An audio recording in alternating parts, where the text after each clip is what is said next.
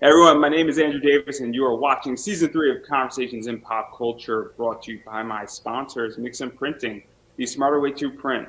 I know printing your creative project can be confusing and stressful, but Mixum is here to make it easy. From their instant quote calculator that lets you get as many quotes as you want for free to their 24-hour customer service support, Mixum is here to make sure your experience runs smoothly from start to finish. And right now, you can choose from a range of premium printing options and materials, and the company has also printed so many successful Kickstarter campaigns, a bunch of them you have even heard about on this very show. And they currently offer services in the United States, Canada, Australia, and the UK, and Mixum can print and reach your audience anywhere in the world. So if you're ready to print smarter, not harder, head over to mixup.com. And right now they're running a promotion where listeners of my show can drop my name, Andrew Davis, in the message tab of a current order to get a 5% discount on their first order. So that is mixam.com. Again, type my name, Andrew Davis in the message tab of your current order to receive a 5% discount on your first order. Furthermore, I do have an affiliate link with BCW Supplies. Type in Pop Anime Comics to get 10% off your orders. Bags and boards are expensive. Save yourself some money when you are putting out 500 comics and they need to be bagged and boarded. That adds up very, very efficiently and very quickly. And great thing about that code is you could reuse it as many times as you want with every order. So save yourself some money, beat inflation, everybody. And then finally, I have a shirt up on Redbubble making fun of one of my favorite things, which is Gundam. So you could pick that thing up. Link is in the description up above. So yes, I'm shilling my merch, everybody. And that's what we're doing here. And without further ado, I have with me returning guest Luke Stone. So welcome back. Hey, thanks, Andrew. I really appreciate you having me on the show tonight. I can't wait to find out where the conversation goes because it's always fun and a delight to be here, and I just appreciate the opportunity to. I'm making my rounds again. I've emerged from the grave, so to speak, and I got a new voice, as you can hear. It's a little different than it used to be, but I am I'm here. I'm ready to talk comics and pop culture, man. Thanks for having me. I'm glad you're back. I'm glad you're on this side of the grass with us still. And I do want to sort of talk because I think some people don't know exactly what happened, but obviously you had a very rough bout with COVID and you had Yeah, a very low chance of surviving yeah, and you sort did. of beat the odds. I think is a really, really safe way to put it. And Yeah, so you don't have to go into every little detail, but I can give the overview. Yeah. So back in August, I got the Delta variant, which the Delta variant is a real pain, and it took a lot of lives, and it almost took mine. I After being in the hospital for about 12 days, it was determined that I either had to go in the ICU on the vent, or I had to die. Was my options, and so you only had two choices, only I two. had to I had two choices: die or maybe die, and I decided to go with maybe die, but I was preparing myself for the possibility that I would perish. That last conversation with my wife, I called it, did FaceTime, and I apologize. My dog's barking at Grubhub showing up for family, but I had a FaceTime with my wife and kids, and I said goodbye. It was like this was it, but I went down and was on the vent for five weeks. I was intubated for 5 weeks, and then they woke me up as I improved slowly, and I was gone for a total of 150 days from home before I actually got home. 94 of those days were spent in a hospital bed with no therapy at all. So I got severe muscle atrophy. So I've had to relearn everything. And one of the things that is there's two very noticeable changes besides the weight loss, because I lost 80 pounds. But the first one is my voice. That I got a little vocal cord damage from the vent being in. And then the other one is I don't have use of my left arm anymore. It's starting to come back a little bit. I can move it a little bit, maybe gesture with it, but it's not a functioning member of the body. It's not really it's not really pulling its weight these days, if you know what I mean. But that's yeah. So I fought the odds and came back. I contributed to a lot of prayer from a lot of friends and family, and I got a lot of support from people in the comics community. It was overwhelming when I woke up to see the kind of the love and support that I got from everybody. So pretty awesome. And obviously, you're still here Yep. and you're back now doing comics. And I just wanted to sort of do that because a bunch of people I know that you've been keeping people updated. And I know Indie Volt has been very supportive, and a few other people have been very supportive. And obviously, I Sure. know that people in the entire comic community sort of, some people know what happened, some people don't. And I just wanted to catch everybody up on it. But I don't really want to talk about your bout with COVID because I want to talk about what's going on with you Yeah, with that's comedy, yeah. which I think is COVID's boring. Like that was like some people. I will say this: there are people that have been that my story inspires them and really speaks to them, and they followed the progress that I've from when I was posting, hey, I'm in the hospital. This sucks. I might die. If you can, and you don't have a really good reason for not doing it, maybe you go get jabbed. So if you get sick, you don't almost die. I had people kind of come at me for that, and I'm like, look, do it or don't. Whatever. I'm just saying, I wouldn't be almost dying right now had I done it. But so yeah, so I kind of, it's been inspirational for some people, but really my love is comics, and I love talking about what I'm doing because I'm doing some exciting things, Andrew. I yeah, really am. yes. Well, let's talk about this because usually in my intro, and I purposely built this entire interview live, as I stated, is that I would tell everybody what you're doing, Yeah. but you have hybrids, sons of God, I want to say. I Yeah, the think Sons of Gods. issue three, I think, correct? Well, actually, it's issue 8, but it's part 3 of the Killing Field. So we're doing the legacy numbering on those. It started with the Trash Day arc, which was a 5-issue arc. And then everyone was like, Trash Day, what's that all? Like, why'd you call it Trash Day? When you read Yeah, it, it let's kind makes of talk a sense. little bit about that. Let's Yeah, catch everybody up a little bit on yeah, hybrids because it is a little bit tricky. Obviously, with an indie book, there is time between each issue. yeah, And there so, is. what is hybrids before we start getting into what's going on? Yeah, Because it is issue 8 collectively. It's the yeah. third part in the And I Killing think the Fields. We were thing speaking about is, the last time you were on and all that stuff. So yeah, let's get everybody sort of ground sure, zero. yeah, absolutely. Because I've learned that every interaction like this is potentially someone's first interaction with the book. So basically, I like to tell people if you're a big fan of the Claremont era X-Men and Ancient Aliens, then this book is right up your alley. It is a team-based book. It is about the genetic offspring of a creature called the Nephilim, which were believed to be the real-life inspiration for the Greek gods.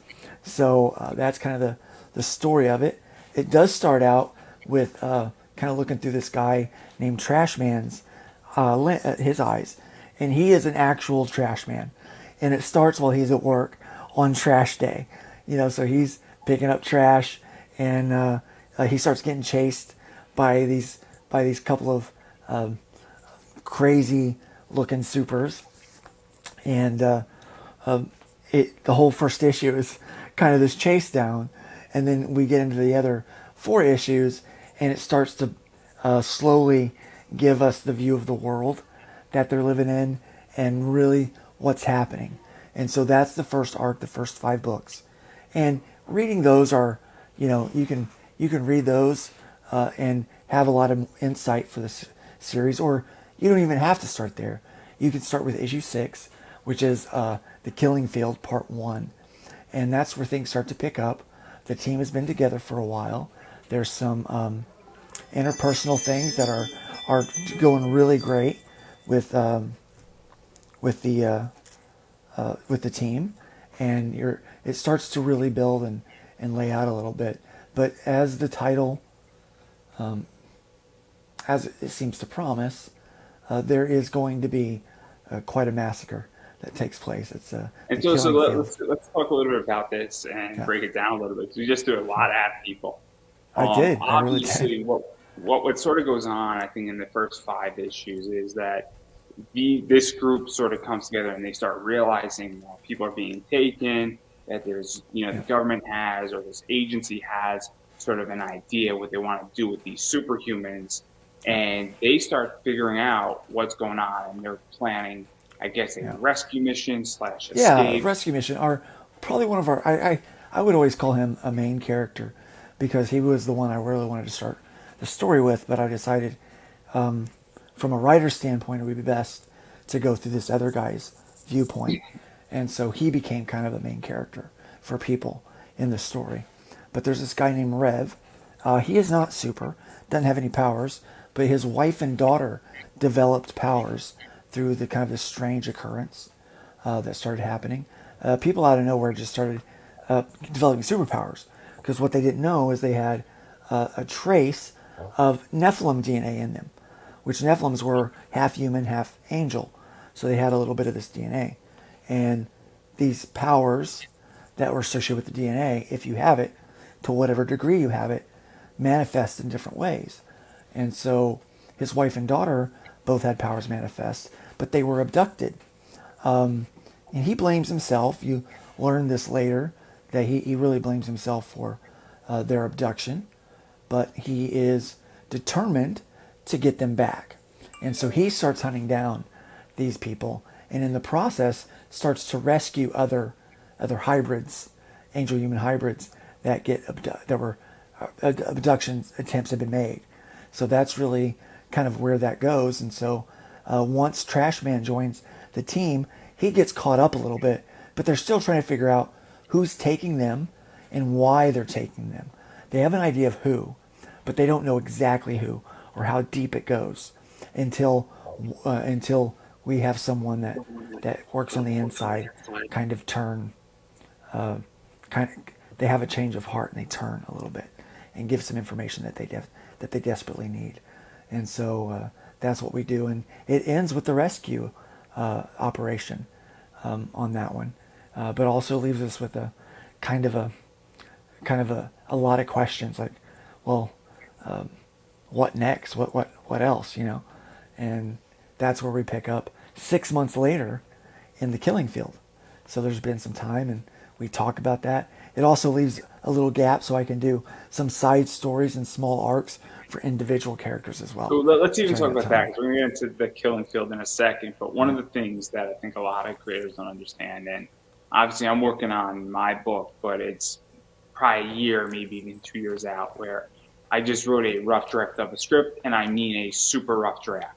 Like, I don't want to show it to anybody type of rough draft, where it needs a lot of work before it's even considered to be bad. But I've got a it's few. I got a few of those laying around.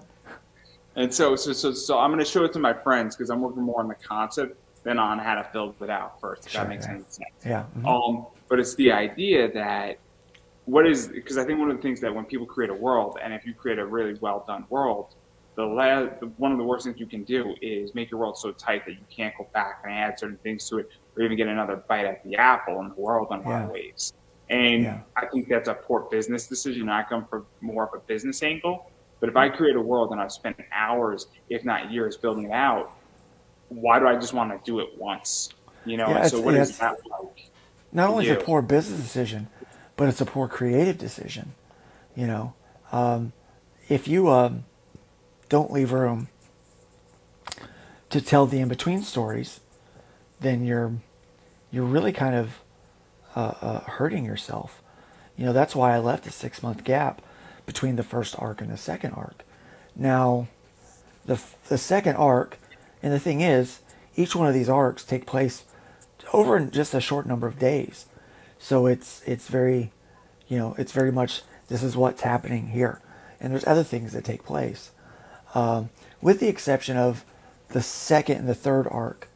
So there's a third arc that is written called Lifeline that picks up pretty much right where issue 9 will leave off with one of the characters. But where he's at, time works a little differently. Okay? So you can tell he's been there a lot longer or whatever. And so there's things taking place out in reality that leave a little more stuff to happen. And still, as a writer and creative individual, I want to tell the story from other characters' perspectives as well. So there's other characters that I have in the world that aren't in this book, in this series of books yet, but they may join in issue 13. So, yeah. Yeah, because obviously, I mean, I'm building a very small world book where it's 4 issues and it takes place on a small entity, for lack of a better word. So Yeah. I'm not looking to build a sequel, but the world that it takes place in, or the setting it takes place in, I can build off of that in some fashion, or I can build a direct sequel, but I'm not going to build it on essentially the ship that it takes place on, for Yeah. lack of a better word. And there's a reason why I wrote it small, because I don't want to focus on the setting. I want to focus on the dialogue and the events that happen between Oh yeah. people. So, so, Yeah. so I think a it's a lot of people different. miss that too. They focus so much on world building, they forget that people get into stories and books for the characters, and I think that's I'm a why bad world builder. What can I say? I'm a bad yeah. world builder. I do not like to build creative worlds. I have a world that I'm slowly building out with a different project dealing with elves and goblins. But that Nice. world is a fun thing because I'm an anime weeboo.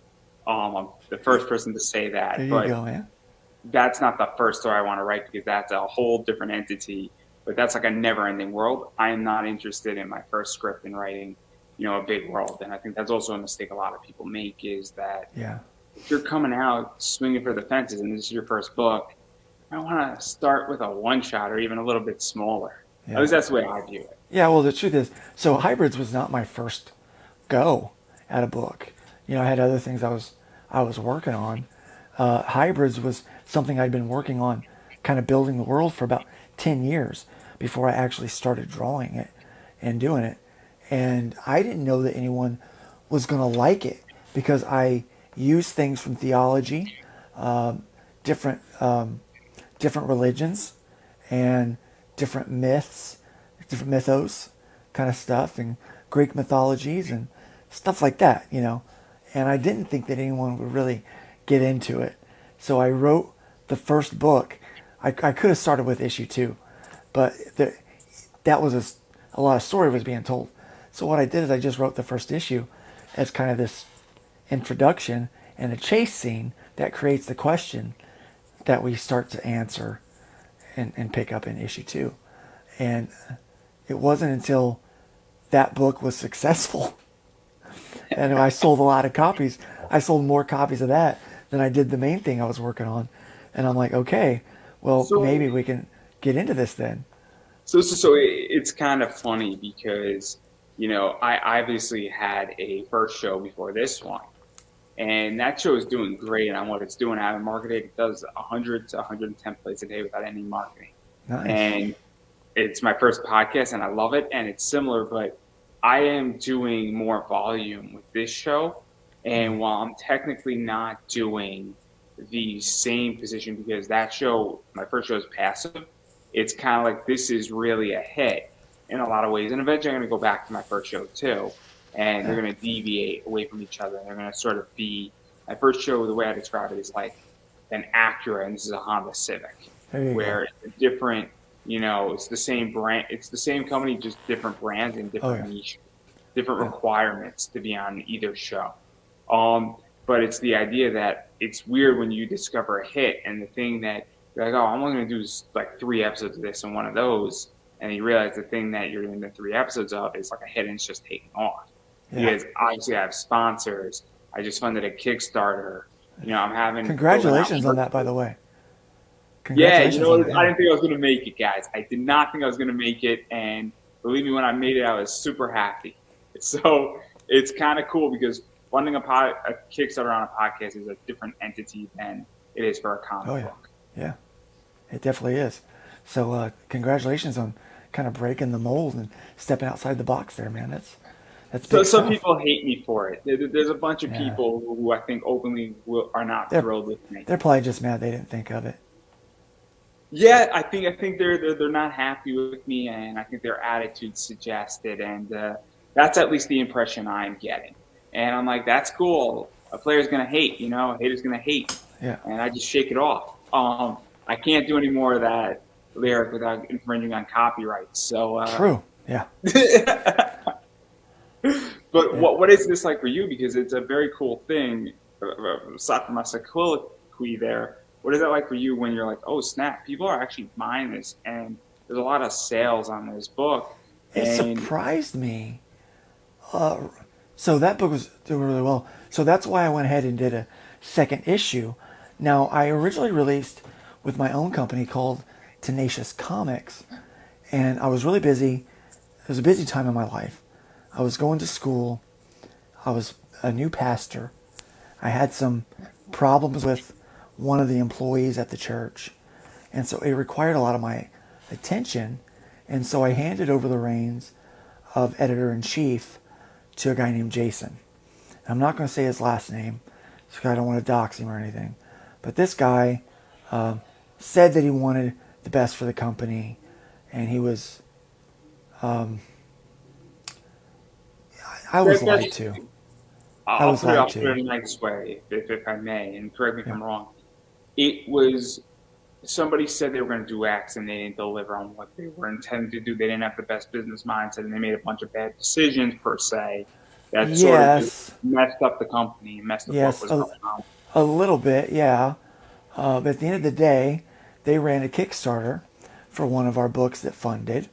And then this person didn't want to release the funds, or didn't have the funds to release, maybe spent it on something. We're not certain. So we finally got some of the funds back, but we had to fulfill out of pocket. I had to fulfill out of pocket because I was the publisher. And at that point, I was like, screw it. I'm done with this.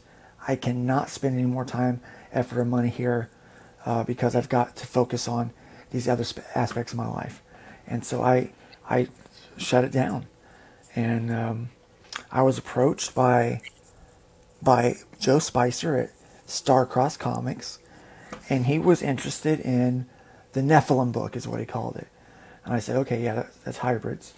And he asked if I wanted to continue to publish it. And I said, I don't know, maybe. I said, I got issue 2 drawn and lettered. It's ready to go. It's totally ready to go. And he goes, well, if you want, I would be happy to publish it, and you can just take your time doing the issues. You don't have to rush on them. You know, there's no real schedule. Because I explained to him what life was like at the moment, and he understood. Well, he got a hold of me one day, and he's like, I got money to send you. I'm like, okay, I think it's a couple bucks. It was a decent amount of money. And So, I'm so what like, was that like? Because, the saying is that when I got my first money from my sponsorship, it wasn't $1 million, but I'm like, oh, snap, I'm now getting paid to do this. And it changes things. And you're like, somebody actually believes in this, and there's a real exchange now. it was And weird, man. So I'd taken like 18, 19 months off, and just let Joe sell the book whenever he could. And he's like, people really like this book. They've been buying issue 1 and issue 2 now, and people are really waiting for issue 3. He goes, what's your plans on doing issue 3? And I go, well, I suppose I can get back at it. And so I did issue 3, 4, and 5 pretty close together. Pretty close together. And it was pretty successful. And then I wound up doing a trade, which was also successful. I wound up leaving Starcross, not because I didn't care for them. There was one guy that they had in the gallery that he just was a troublemaker, and I didn't want to associate too much with him. And I also had some plans, things I wanted to do with the comic that kind of required a group of people that were other creators that were ready to do that and step into that. And there were a few people at Starcross that were, but some of them that weren't. And it required taking some risk. And so, Andrew, anytime, you want to try to level up, hit that next level, it requires a certain degree of risk and investment to do that. And yep, I know that's all not for about that. everybody. Yeah, it's not for everybody. So I wound up leaving there and then starting Terraform Comics, which was very, very short-lived because another bad actor. And I'm like, man, I'm like, is it me or am I just a magnet for these people that try to come in and take advantage. In a lot of ways, and unfortunately, obviously, I've discovered a very, very weird element of the comic world as a podcaster. And when I was fulfilling, I got a lot of hate from a lot of people in comics and a lot of weird people that I have no association with. And I was on somebody's show, and they're like, "Are your friends giving you a hard time?" I'm like, "My friends are the only people who are giving me a nice time." Like, Yeah. and it was a funny moment. But I Yeah. said, the entire comic community is fucked up in a lot of ways. That these people think that they could just snap off, and they don't like the answer that you can buy a guaranteed guest spot. That doesn't mean I'm not going to interview you if you don't pay. It just means that you don't have a guaranteed spot, and that you can go snap off and then start trolling me and then start attacking me and then just start Yeah, making accusations against me and all sorts of there are stuff. always haters, man. There's And always haters. for And I me, and I think, don't know, yeah, so it's the comic community is a messed up sector. yeah. And And I no think the offense problem to with that them, is, but Andrew, I think the problem with that is that there are people that they see anybody's success as a threat. Like, oh, your book can't be popular because mine needs to be popular. But what I've learned is people will spend money on things they like. Okay? So if you write a book and I write a book and they like both books, I could guarantee that they're probably going to spend their money on both books. That we're not really in competition. We're trying to entertain people. Now, if you write a book about Nephilim and I write a book about Nephilim, then maybe it's going to come down to who's the better writer and who has, better art and they've got it laid out better and stuff like that. Maybe it's going to I'll come give down you to an that. example. I'll give you an example. It might come down to who has better cover art, because that's It also could. something. Yeah, It could be it like, very well could. And so there may be some competition in that. But I just don't, it's very toxic with some people. They just, and then there's a lot of people that they want to exploit other creators. They will latch on to people they see rising so that they can get up there as well. And as soon as they reach what they feel is the next level and that person is no longer of value to them, they cut them down. They hack them down at the knees. And so I see that a lot too. And it's disturbing, but it's important to try to find good, solid people. And so I found some good, solid people now that I'm working with. I'm running my own studio, Luke Stone Studios. So I'm pretty much, when I'm developing one of my stories, I'm in charge. No one gets to tell me yay or nay. And so when I feel a book or a story is good enough, then I present it to publishers to be published. And pretty much, if I can, everything I want to publish, I want to go through Arrow Comics with Randy Zimmerman, because I love that guy. I love the history behind Arrow. All of that's just amazing. But yeah, so yeah, that's, I know yeah, the feeling about being in charge. I have about 80% control of my entire show this year, and the only reason why I don't there you have go. 20% is because people bought a guaranteed guest spot. Yeah, But out of the people who bought it, the quality of people who actually paid is really, really good. good, And good. so, you know, everybody who's paid is taking this very differently, and they're actually acting in a more mature way because there's real money at stake. They And we're got talking skin in the 20 game, bucks. yeah. Yeah, We're not talking like $900, but $20. And people are like, there's real skin in the game, and they understand that there's real value. And yeah, it's yeah, weird because it's a big separating factor. And we were speaking before, and I've said this before on a bunch of people's shows, is that it's kind of like a fast track for me. Or if you bought a guaranteed guest spot and there's still some of them open, but it's more expensive now. If anybody's interested, it's the idea that you now have a guaranteed spot, and somebody who asks me, or if I ask somebody, I'm going to get you in. If we have to do it 4 in the morning, we're going to do it at 4 in the morning.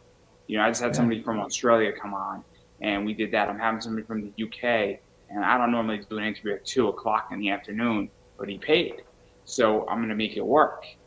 yeah, And that's the thing. And so it's very, very interesting when you have complete control.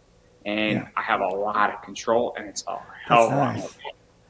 Yeah, and Um, the other thing is though, Yeah, I think there's a lot of people that are out there like that want complete control, but they don't set themselves up. Uh, like I pay people to tell me if something sucks. They have full reign to look at a script and be like, yeah, that's not very good. Let's make it better. And I'm like, okay, I'm paying you to tell me that. You better tell me that, you know, help me make it better. And so that's another aspect of a kind of a good studio when there's that kind of creative freedom to have input and to make it the best that it can be.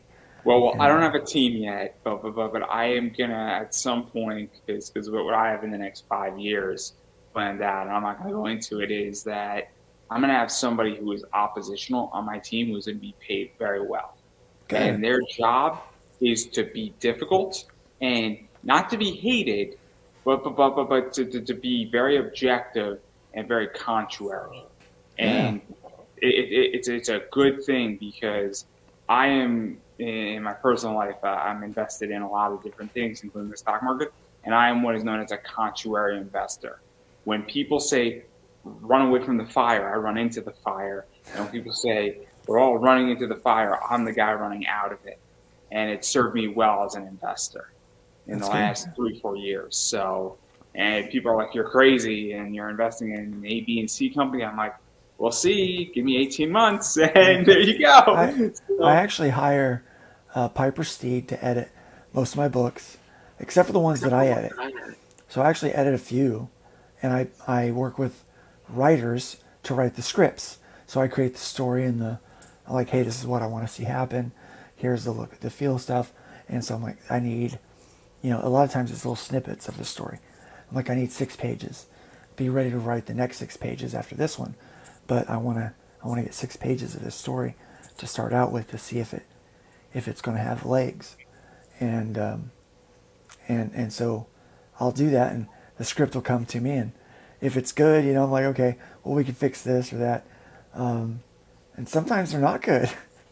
Sometimes I'm like, okay, yeah, that's not what I said, that's not what I wanted, so fix it, and I'm fully prepared that if their fix isn't fixed, then we're probably not going to be able to work together, But I've been very fortunate. I've been very selective on who, especially when it comes to writing, on who I work with. And so I've got several stories now in the mix that are getting ready to come out with a book called Other Realms, and it's going to feature short stories that continue, but introduce the reader, into new worlds that I'm creating. So one of the stories is called Juror 13, and it so we're is going to table that because I do want to okay. continue talking about Sure. hybrids for a Yeah. second. So, obviously, and I promise we're going to come back to it. I promise. So I think this is super interesting, but obviously, hybrids, the Killing Fields has issues 1 and 2 are done, and then this Yes. Indiegogo, which is coming out soon, is issue 3, Yeah. and I think hybrids is either a 4 part or is Killing it Field just is a 4 part. Yeah. so Yeah. obviously we're sort of getting up for the big finale, but there's some serious consequences that are about to happen in issue 3 of Serious, this. serious consequences. I'm And so actually what is that like to really get into the meat and now make a real pivot? You're making a hard left without ruining too much. it's hard, man. It's called the Killing Field, so I got to kill some people. I have to. You don't call it the Killing Field and don't kill somebody. You know, a lot of people, when they read the first arc, they're like, I kind of feel like this build up to this big supervillain left me wanting. And I go, yeah, yeah, it did. But you have to remember, our people are going up against like a level 100 boss, and they're like level 10. So they have to level up a bit before they meet this guy, right?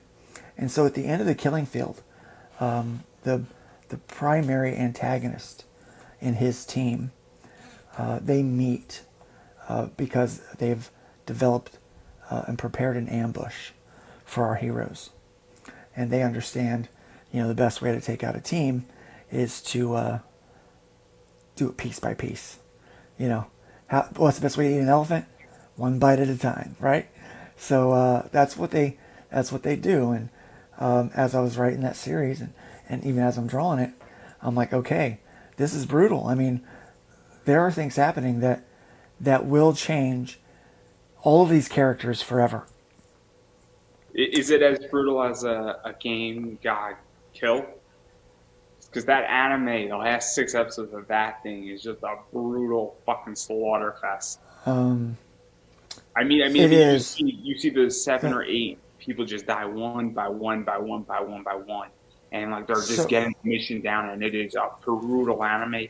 And like I watched that show, and I was just like, after I was just like so defeated for a week. I like literally could not watch anime after the fact. It was that brutal of a killing.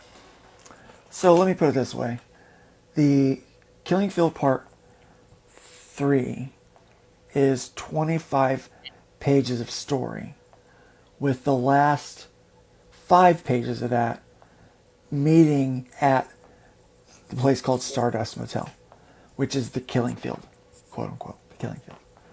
And then part 4, issue 9, but part 4 of the killing field, which I'm drawing now and will be hopefully done in a few weeks, is 30 pages. And it's the rest of the fight.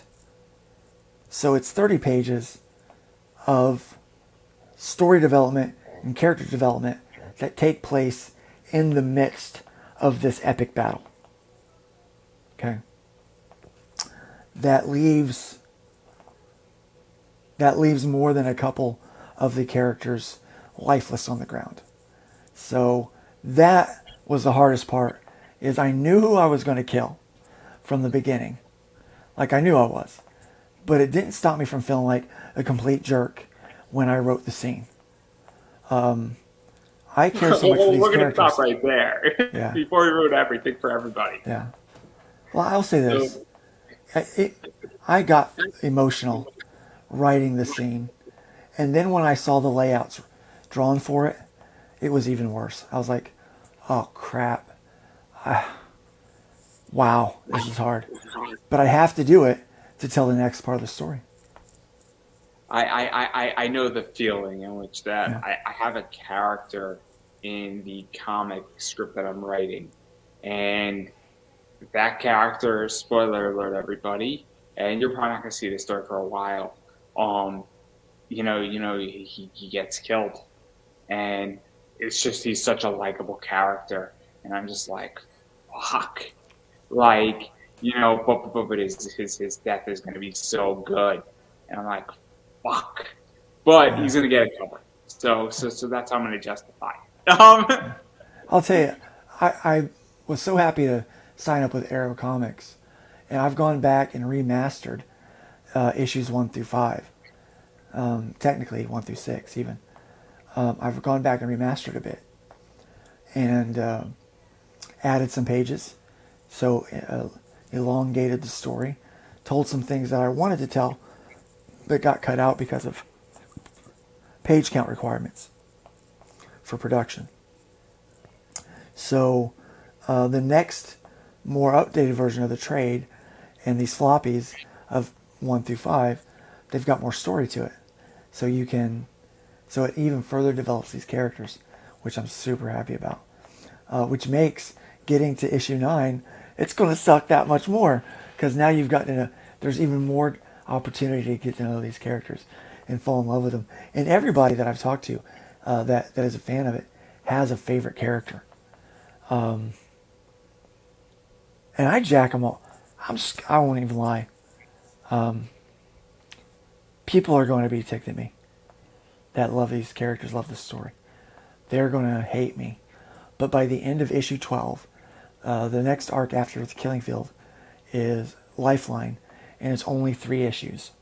And every book is 32 pages of story. So it's a full 32 pages for all 3 books. And I want to table this because we're going to ruin all this, and I want actually people to go back to your Indiegogo when it drops. yeah, yeah, And I put up the link, everybody, to I think the sign up sheet, so you can definitely check that out and do all that. Um, and yeah, so that's kind of that. And I am actually curious though, because obviously you're doing longer form stories, where I think Yeah, all of these are 30 pages, and then right. Lifeline's going to be 32 pages, and there's a big shift in comics, at least not with DC or Marvel, but with companies like Zenescope and a few others, where they've shifted now from 24 pages to 32. With Zenescope, and I'm a big Zenescope fan, has on 72 pages, one shots, Yeah. and so there's a lot more longer form story, 36 pagers. And obviously, I had Pat Shan on, and we were talking about this. And what is that like? Because people want more story. Also, you could tell more story. It's also more complete, and especially if Mm. you're publishing not every single month, if you give somebody 72 pages or 36 pages or 40 pages, well, they now have a more complete story They to hold do. them. And prior to getting sick, I had expected to release a book every other month, and I was working with my creative team, and I was on track to have all of the art done for all 12 books before the end of the year. But that obviously didn't work out. I lost about half of last year, and a little bit at the beginning of this year. So I'm trying to catch up with that. But I see that Larry's in the chat, and I'm doing well, Larry. And I thanks for checking. Thanks for donating to the raffle. I'm really glad that those people got it. There's been some drama or surrounding that, and so I'm really glad, and I'm grateful. Thank you very much for doing that. God bless you. God bless you, and much success to you for it. Thank you. But yeah, I lost a lot of time, and so now I'm trying to catch up, and so I will be done. Oh, I hope I'll be done with the pencils and inks for issue 9 before I do fulfillment. Before fulfillment comes around for issue 8, and the colorist can, spend a month with it getting his stuff done, which I'll actually probably get him started. I'm lettering, not lettering. I'm not doing that anymore. I'm penciling and inking pages 4 and 5 right now. I'm almost done with the pencil on page 5. I do 2 pages at a time because I have them set up side by side so I can see how the pages flow when you turn. And so I set them up side by side like that, and it works really well for me. And so I pencil and ink 2 pages at a time, and that's what I'm doing. So probably once I'm done, he has a couple of remaster pages to do, and so what I'll wind up doing is once he finishes those, I'll get him started on on these pages that I'm done with, and try to stay ahead of him. So we'll see how that works, because I'm not drawing as fast as I used to. I used to be able to do like 4 or 5 pages a day, and I did 2 pages. It took me over a week to get 2 pages done because I have to relearn how to draw some of these things with pressure and all that kind of stuff on the inking, and wind up erasing and redoing a lot. And my left hand used to use this little controller that I've got with all my hotkeys on it. And unfortunately, my left hand doesn't function, so I can't hold that now. Side effect of COVID. And so everything has to be on screen. So it slows down doing things a little bit. And so I hope that in the next couple of weeks, number one, my stamina will improve. Being able to sit in the chair for more than an hour or hour and a half, 2 hours at a time. Because really, if you're an artist that does sequential, and I'll tell you, the most important thing is butt power. It's the ability to sit on your butt in the chair for hours on end drawing. And I don't have that right now. I because I was under for so long and in a hospital bed for so long, 94 days, before I got my first bit of physical therapy. My muscles in my core had atrophied, and it took me probably 3 weeks just to gain back muscle to be able to sit up on the edge of the bed by myself. And so I'm still working on core muscle to be able to sit up in a chair for a while. After after an hour or so, everything starts to hurt, and so I can't do it. So it slows me down tremendously, and so I'm hoping that that can get better, and in a couple of weeks I'll be close to my old production. I'd like to see myself get to 2 pages done a day. I 4 pages is, probably asking a lot right now, but I hope to get to the point where I can do 2 pages a day on this. Rome is built in a series of days, not an hour. It took Right, 7 years, but that's not the point. yeah.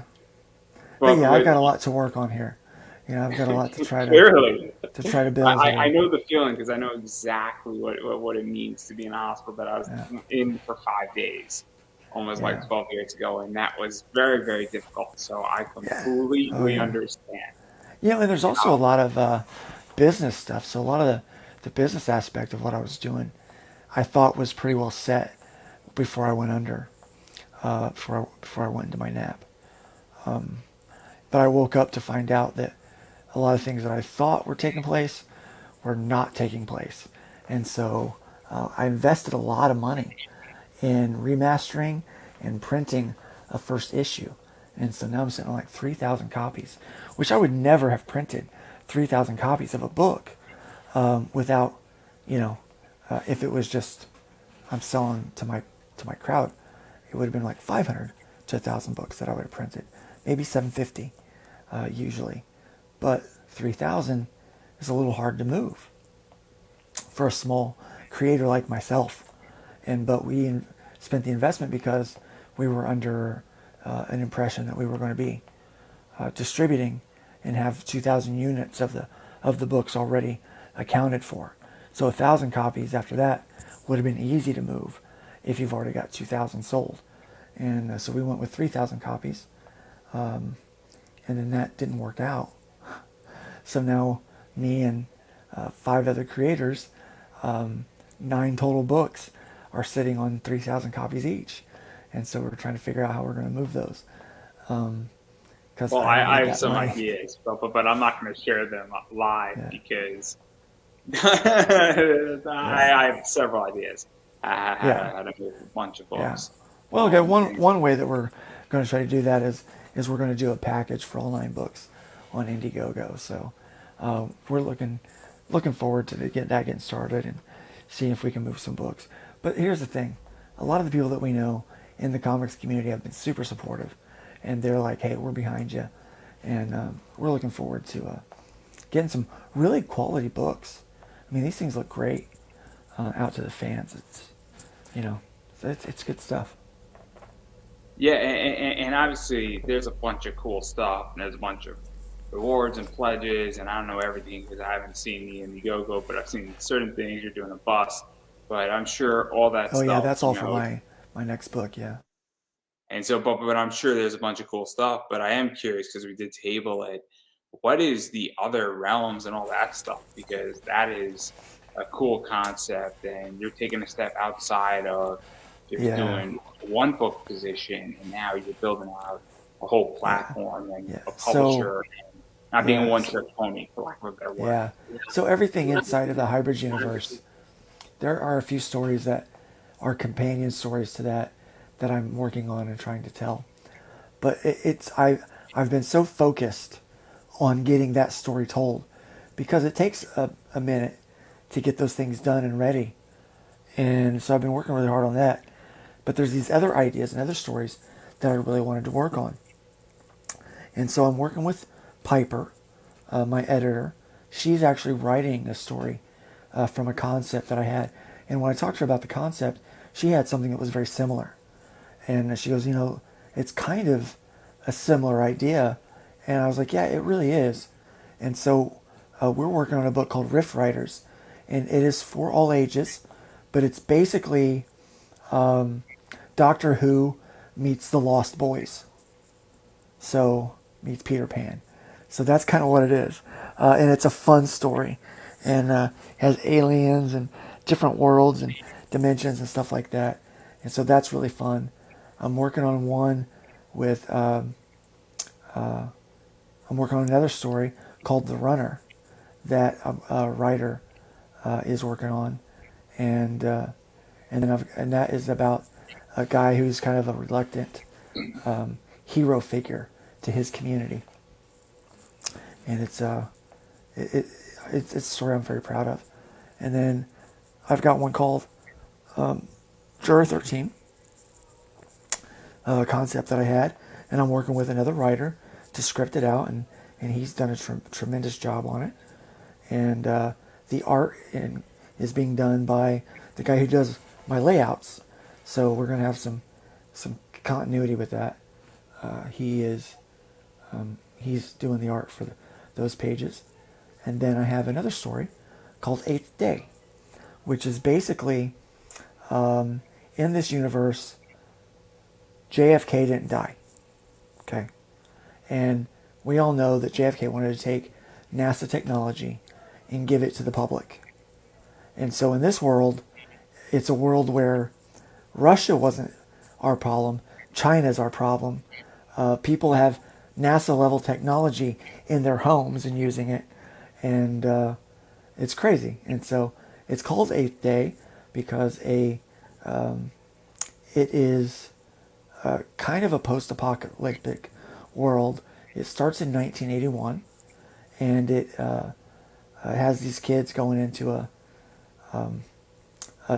shelter, a fallout shelter, and their parents don't make it in, and they wind up getting stuck in there for 7 years instead of 7 days. And so at the end of the 7th year, starting the 8th year, the door latch finally opens. And so that's kind of how we tell the story there. So I've given a lot of weight on that story, but it's fun. And so I've got Eric Hodson doing the art on that one, looking for their colorist right now to add the perfect touches to it. But very excited about that one. So that's what I've got going into the Other Realms books. And then from there, each one of those stories will be continued either through in small increments through Other Realms Volume 2, or they'll get their own series, and we'll do full standalone books for them. But And that's so, kind of where what we're is going with that that. like? Because that's a very interesting concept where it's sort of, it's an anthology play in a lot of ways, where you Yeah, start off sort of in an anthology, and then if something hits, it jumps off, and then you yeah, replace maybe the jumping off point of that exactly book that. that leaves the anthology with another one. And Yeah, also, you're willing to test something because it's the idea, and not to reveal every business position, but it's the yeah, idea that you know, four or three different titles, maybe two of them connect with people, and then the third one doesn't, but it's not independently on its own in a lot yeah, of ways. It's something yeah. like exciting But yeah, comics like that. yeah, and That again, are that press. story that maybe doesn't hit as well as one of the other ones, people might still find it interesting, but not want to buy a full book of it. But doing it's kind of like a Shogun Jump or something like that, Yeah, where you're Shonen Jump, getting, good yeah, stuff. Shonen, where you're I getting love Shonen Jump. I grew up yeah, on that. Like, yeah, you're getting a section of the story every time that book comes out, and so it continues, and so you want to get the issue before and the issue after, and once a story wraps, then it's out of the book, or if it gets its own series, it's out of the book and replace it with a new story. But the cool thing is, all of these ideas are mine, so you're getting a peek into my creative world, and there hasn't been, and I know this is going to sound very, very arrogant. And I hope it doesn't come off that way to anyone that watches this, but there hasn't been a Stan Lee in a very long time. Someone that creates multiple worlds, multiple stories that people can enjoy.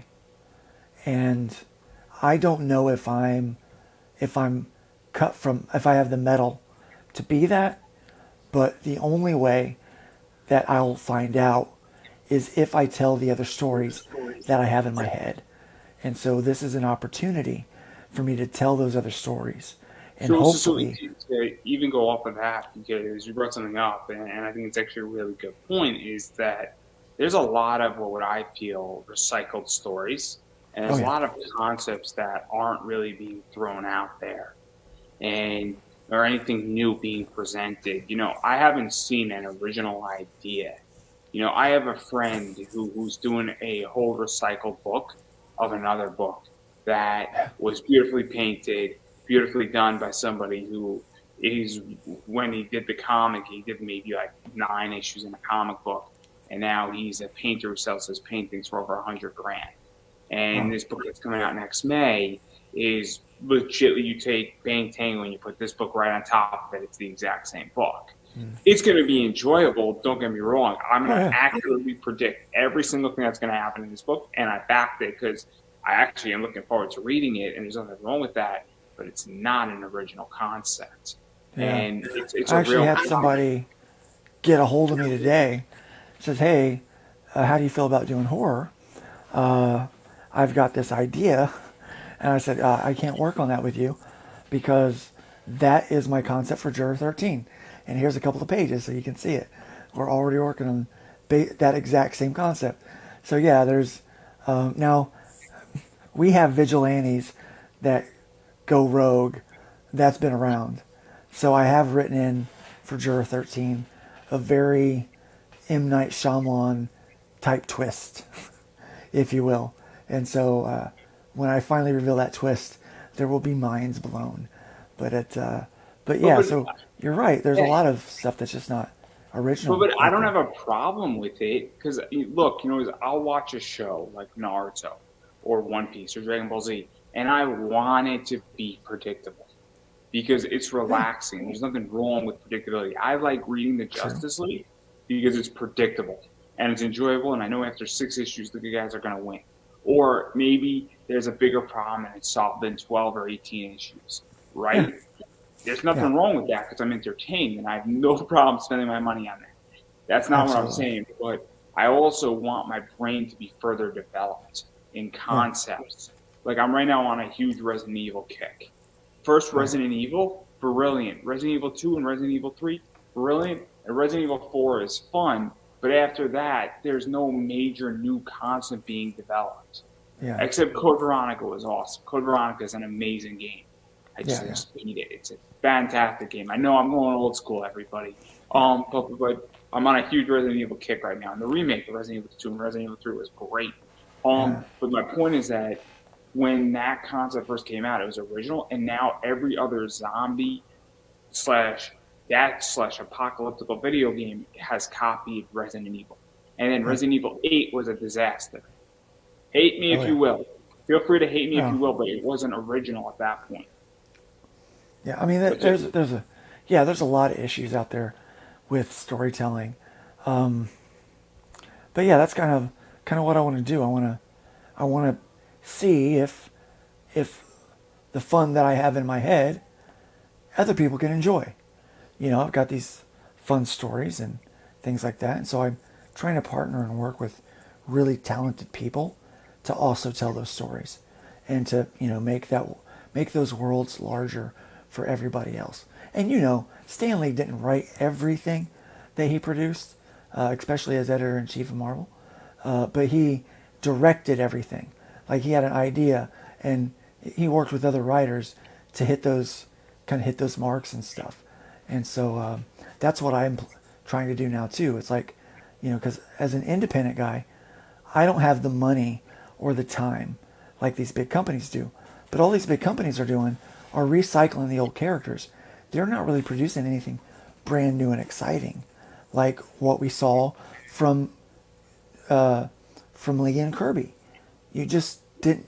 You don't see that stuff now, and so I think if it's going to happen, it's got to happen in the indie world. And unfortunately, it's so difficult for an indie creator to do it because of time and money. Those resources are very difficult. Now, if you had artists in the bullpen and you had an idea and writers and you could pop it out in a month, oh yeah, that's easy stuff to do. You can make that happen. But we don't have that kind of luxury, do we? That's not something that is in our arsenal. So what I'm trying to do is a and small it goes scale even version of that. further. It also goes even further now because even if you have that, if I had $3 million just sitting around, it goes into who owns it, who's going to work with me, because we've all seen now that all this stuff is worth real money, and then it creates bigger problems. And Yeah. and that is complicated in its own right. Yeah. And I mean, the last real major character Marvel invented was Miles Morales. Yeah. I mean, no question A about cool it. And character, yeah. Cool great character. character, Love him. iconic character, and Yeah. that character didn't get popular until into the Spider-Verse. But let's The also be movie. honest, it's still just a different version of Spider-Man. It's a great version of Spider-Man. It's a great version of I Spider-Man. might be a little But it's biased because still I have to open Spider-Man. Fallout 4 books, so I know. I might be a I like little. the character. I like the story and all that. But it's still Spider-Man. It's just a retelling of, a different version of I a could tell character that was you. created a long time ago. I mean, I could tell you another book that I'm biased on, but Canto One. Canto One is a combination of The Wizard of Oz meets Dante's Inferno, Yeah, oh yeah. and that's a awesome book. And Yeah, that sounds like a great I'm concept. I'm going to be getting a very cool book back on Thursday. It came back as a 9.8 by CBCS, signed Oh, by David Poor nice. and Drew Zuck. Just so 9.8. everybody's aware, that is at least an $800 book because it's remarked signed by them in a 9.8. There is Oh, a very good. version of that is going for like 975. Somebody's asking for. There's one going for 800, and it's an expensive book. And CBCS is cheaper, but again, new ideas in comics don't come out, and it's a problem. Yeah. Well, I am seeing new ideas and some fresh things coming out of indie books right now. And, but you've got to, the problem with that is you've got to read a lot of indie books to find it. It's not super clear all the time on what is And really, also, isn't it the fact that if I'm fronting a bunch of money on an indie book, and correct me if I'm wrong, but feel free to disagree, that if I am putting together an indie comic and it's going to run me $6,000 to do it on average, yeah. between paying for writing, printing, all the fun stuff, and even if I Indiegogo it, 6 grand or is on the low end, to be honest. I'm being very generous. You are, Okay, yeah. I'm being extremely generous. Yeah. Because I'm not including printing in it. I'm just including just the art and the writing, and then you crowdfund for printing, which I Yeah. think is still being generous though. Yeah. The idea though I think is that if I'm fronting a lot of money and I know that a horror book is going to sell and it's going to make me my money back or get me 95% there, I mean, isn't it a business decision versus testing a whole new concept? At least Yeah. when you don't have infrastructure in place as well. I Yeah. mean, I'm writing a military book. I know that thing is going to sell, but I like writing about that in Oh, yeah. general. And there's a company that I want to get into for a reason. There is a very tactful decision being made. And I have no problem that I want to get into Dead Reckoning, which is the Navy Press Institute's graphic novel division. And there's a lot of clout with that, and there's a lot of respect that if I get my book into that, it changes my entire career on Yeah. a lot of levels. But I'm smart enough that that's the end goal. But again, I'm well aware that it's slightly a new idea, but it's not an ultra new idea. Yeah. Yeah. So Even what I do is not entirely original. It has original concepts in it, but it's still derivative of other things that inspired me. So yeah, it's hard to find the truly original stuff, and then it's also hard to really get into some of that because it does take a while between issues. If I'm telling a story, I got sick, and I was fulfilling when I got sick, and so September, I was supposed to be running issue 8, and here it is, February, March, April, I'm going to be running issue 8. So almost a year later, people will get part 3. But the plan is that as soon as I am done with that, 2 months later, I'll be running issue 9. And then I'm wondering how I want to release issues 10, 11, 12. If I want to do them as individual floppies, or if I want to do them all together. Still do them individual floppies, but more like a trade. I'm not sure yet. I haven't made that decision. Oh no, But I feel you yeah. on all this. I mean, look, I'm having a somewhat difficult time, and I'm overwhelmed fulfilling on my podcast side. And Oh yeah. 85% of my rewards are digital, where 85%, and it's not the easiest thing to fulfill on. And I can guarantee you that it's, I don't know how to describe that to somebody where, so I completely get the entire I'll tell you, fulfillment stuff. 98% of my products, of my pledges are physical. So it's everything. Almost everything goes in a package and gets mailed off to somebody, and it's difficult. And I don't have the physical capabilities that I used to have because I'm still recovering. I can lift 5 pounds with this arm. I can't raise my arm higher than this right now because the tightness and shortening of the muscles. But I can lift I 5 know all pounds. about that. Yeah, I completely understand that. yeah. So, I Five mean, pounds ain't a lot. In fact, I was at therapy yesterday, and I was working, and they give me a weight, and I'm doing different exercises, holding it out, lifting it up, all that stuff, and I was like, ooh, man, that was heavy. And I looked down at the weight, 3 pounds, and I looked at my occupational therapist. I said, that's 3 pounds. She goes, yeah. I go, oh my gosh. She goes, did it feel heavier? I said, it felt like 10 or 15 pounds. And she's like, yeah, it's 3 pounds. She goes, but you'll get there. And I'm like, how long does it take? So even fulfillment, I have to think ahead on like, okay, what am I going to be capable of doing?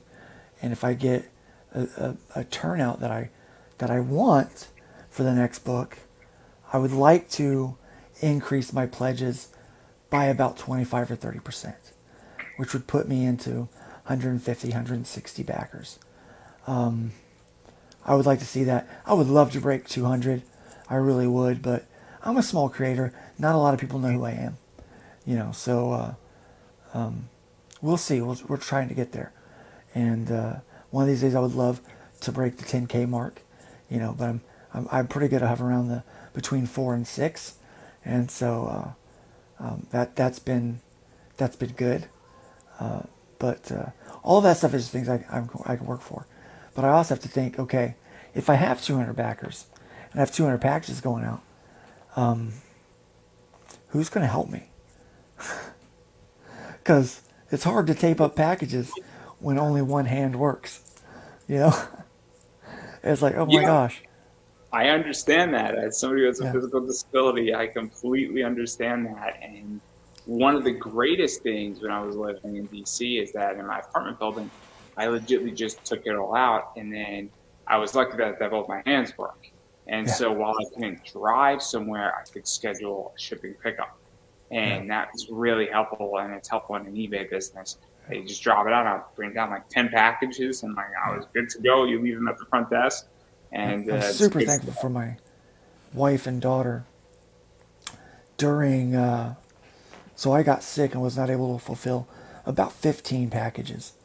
I had most of them packed and ready to go, but I couldn't because I was, quite honestly, I was dying.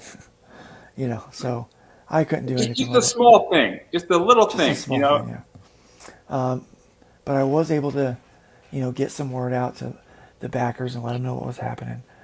But when I woke up, I tried communicating to my wife and daughter that these needed to be fulfilled.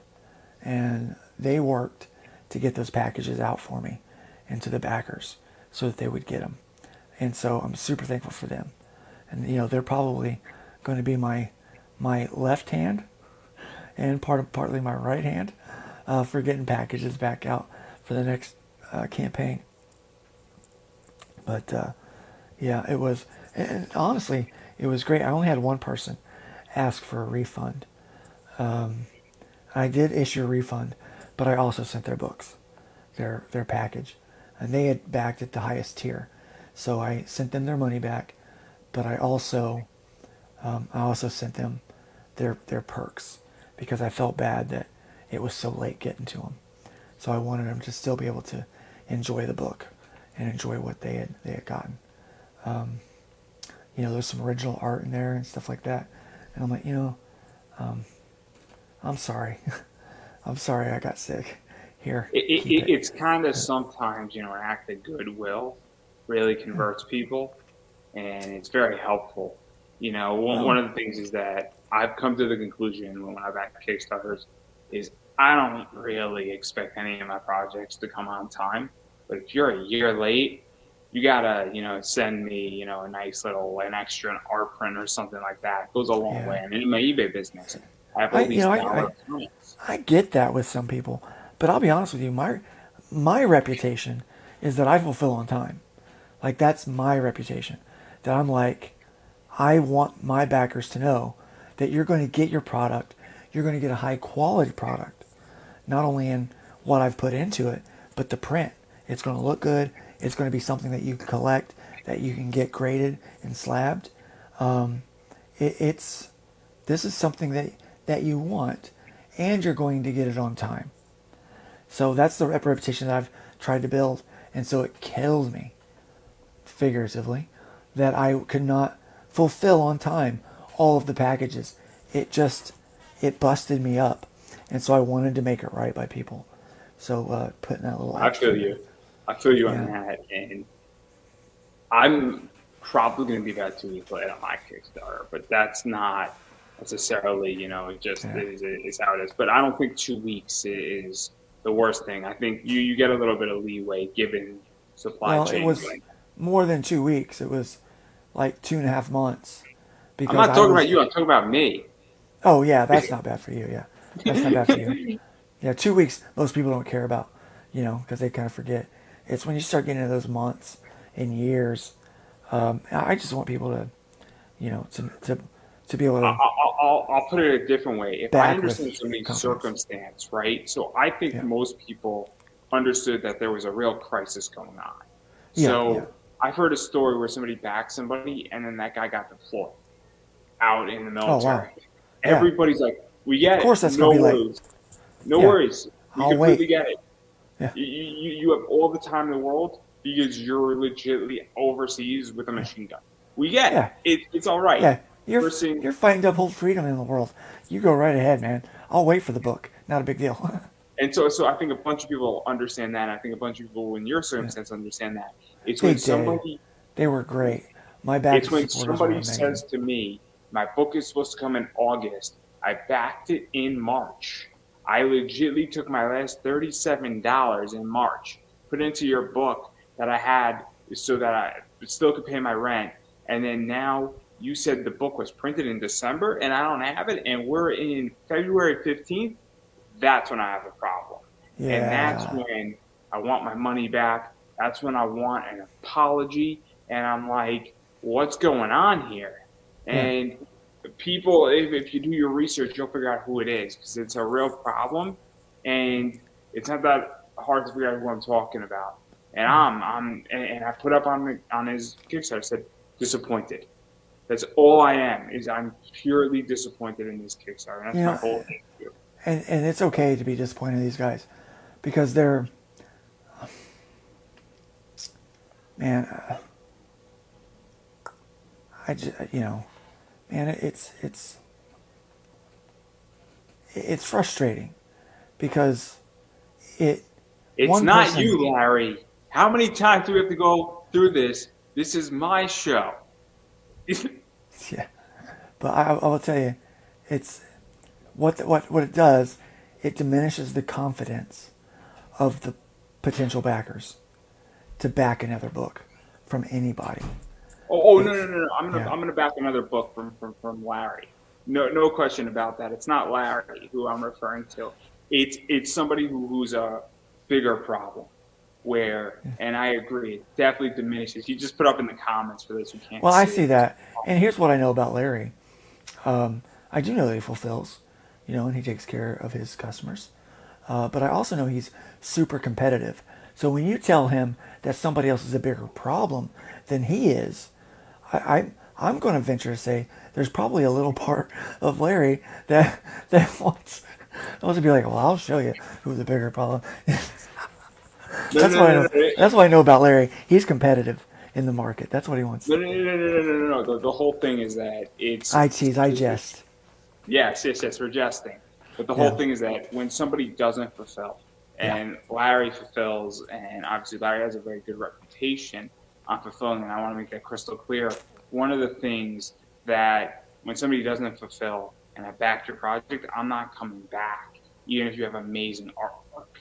Yeah. And because I'm so disgusted with this project, that this creator, that I'm now never ever backing another piece of their project ever again. And the art looks amazing and the book looks great, but Yeah. I am so upset with the entire thing that I don't even want my money back. I don't even want the book.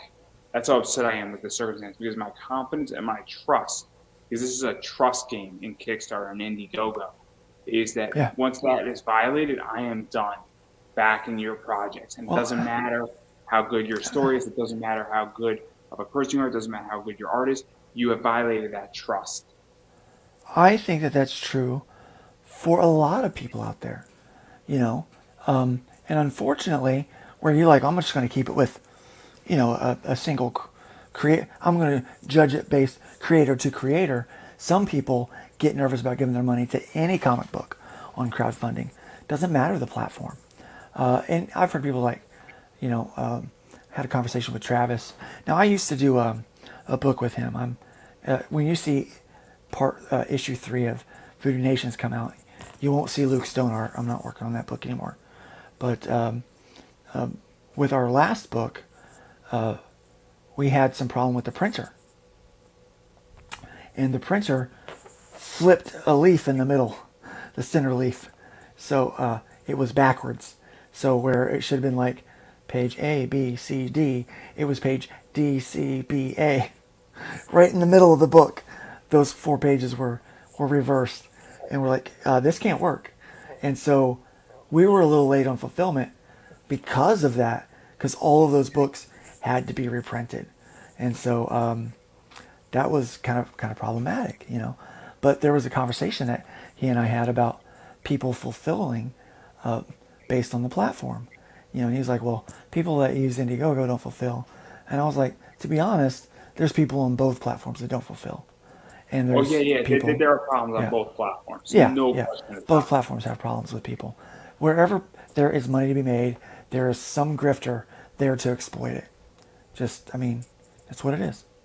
There are equal problems on both platforms. Um, but I have only had one problem, and this is my second on Kickstarter. But I've also only backed one project on Indiegogo. And so I am not the expert on Yeah, talking about these issues because I have minimal experiences. But the two problems I've had on Kickstarter are clearly creator problems and not a yeah, Kickstarter problem. And yeah, that's yeah. something that I'm smart enough to understand is Yeah, but that that's the thing. It's always a creator problem. It's never a platform problem. So I've backed a lot on both platforms. I'm a super backer on Kickstarter, and I'm close to that on Indiegogo. I've backed a lot of projects, and all of them that I back, except for a couple, on have fulfilled. The ones that haven't fulfilled are Kickstarter, believe it or not. And I saw one of the creators was crowdfunding a second book, another book, when he had one that was unfulfilled over a year late. And I was like, dude, you can't do that. Like, you're going to ask for more money for a different book when you haven't even done the one that we paid you for to start with. And I called him out on it. I said, look, I want a refund. I want a refund or I want my book. I still haven't seen my book. And I don't expect it ever to show up because, I have a bit of a relationship with this creator, and I know that you know, I know that they're not driven to get it finished. And I think that's the thing. So it's always a creator problem, isn't it? It's how driven are they to get it done and get it out. it's a creator problem, and I also think it's an enforcement problem on Kickstarter's realm where Yeah. there has to be more consequences because if all of a sudden there's more consequences where your accounts are getting limited. So But I it's in think the terms of use on both platforms that you're backing a project that may not happen, and that if you're going to get your money back, you've got to talk to the person who created the account, created the project. I think at this point, though, that those terms of service really on outrageous positions need to change, because You there are know, some there are some maybe just that's that true. cut dry. Yeah, maybe that's true. But I think at the end of the day, we know that when we're doing that, it's not like a storefront. We are taking a certain amount of risk to get those books, or to help make those books happen. And now I've heard creators are leaving those platforms and they're using their website to crowdfund their next book, I basically as have like a a pre-order friend. platform. I have a friend, and he uses his newsletter, and Yeah, you know what? He's doing great with it, and it's a whole different ballgame using a newsletter to do if it, that and works, yeah. he's got I hope to 250 build, people.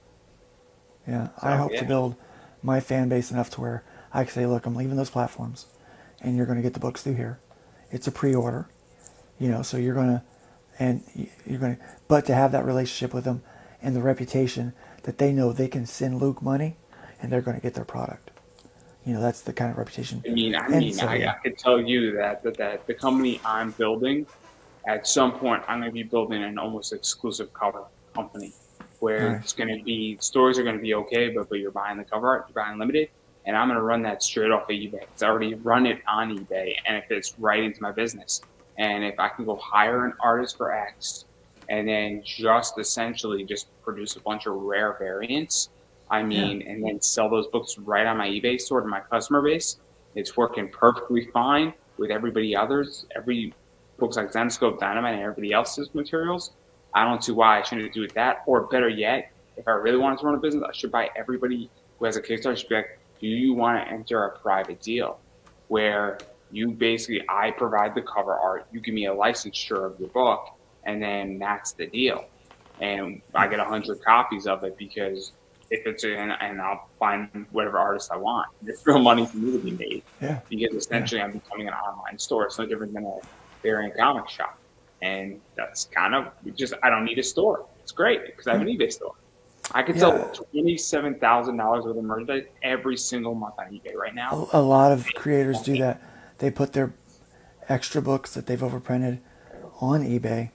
I know, like him, love him, hate him, loathe him, doesn't matter. But Ethan Van Sciver does that. Yeah. He makes millions of dollars, you know, on his frog books. And his overprints go on eBay and people buy them. And he doesn't have a store, you know. He doesn't So, have that. So yeah. so obviously I love speaking to you, and I do want to give you a chance to promote yourself because we've been speaking for almost an hour and a half. And obviously, where can people find you, support you, hit you up for work, check out the Indiegogo, sign up for the Yeah, yeah. newsletter, Just hopefully. just go to my website. It's lukestonestudios.com. All the important links are right there. You can get the in-demand books on Indiegogo. You can get the sign up for the new book. You can find music that I've done. You can follow all my art stuff. Sign up for the newsletter on there. All my newsletter people get special perks and gifts along with their perks that they buy on these campaigns that I run. And yeah, so my website is the best place for people to go and to follow me. And yeah, it's yeah, everything Yeah. that's important is up there. And then obviously, I've been saying it, I'm going to keep saying it, is you have to support indie. What that means is you have to back Indiegogos, back Kickstarters, back crowdfunding platforms. Yeah, Because this is how these books get made. And, yeah, again, we're not DC, Marvel, Image. And so every dollar that goes into, a crowdfunding site such campaign goes into producing those books, and it goes a yeah, long way, and it helps to make that book happen and the next one and the next one after that. But I get it. If money's tight, everybody sometimes are in tough positions. You should be sharing out these campaigns, signing up for newsletters, telling a friend, just giving it a like on Facebook, Twitter, Instagram, wherever your social media oh presence yeah, is, because that goes a long way too. It really And does. obviously, it means a lot, and also just saying, hey, I really like it, or saying, hey, welcome back. Yeah, I get the messages internet from people. is our new storefront, kind of, really. It's our way to find and meet new fans, if you will, and it's important to share those out, even if And you can't so, financially obviously, support. that's, yeah. So Yeah, obviously that's a big thing. And then obviously for me, because I don't want to keep you here all night, obviously use Mixum if you need books printed and you're not happy with your printer, please use them. Type my name as Davis, 5% off. Also check out Pop Anime Comics on BCW Supplies because bags and boards are expensive. Save yourself 10%, and that money goes into me as an affiliate. So that helps keep this show alive, as well as check out my Redbubble shirt store thing. It's up and above. And this year I'm producing at least 2 more shirts that are going to be fun, video game, anime, food oriented, because that's kind of my thing. And, I got some cool stuff coming down the pike and got a lot of interviews going on this year. The goal is 180. Last year I did 172. So goal is 180, and I got a bunch of people in the pike coming down. I got 4 more this week, so definitely be on the lookout for me. And yeah, that's everything I have. So on that note, I'm going to give you the final word. sure. Anybody watching today, um, try and stay positive if you can. Life is too short to waste it on negativity all the time. Find your happy place, and by all means, try to leave the wood pile a little bit higher than you found it.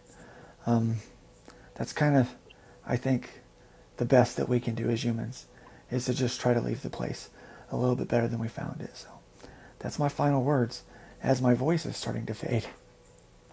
Well, on that note, I don't think I could have said it any better. So that is a wrap, everybody.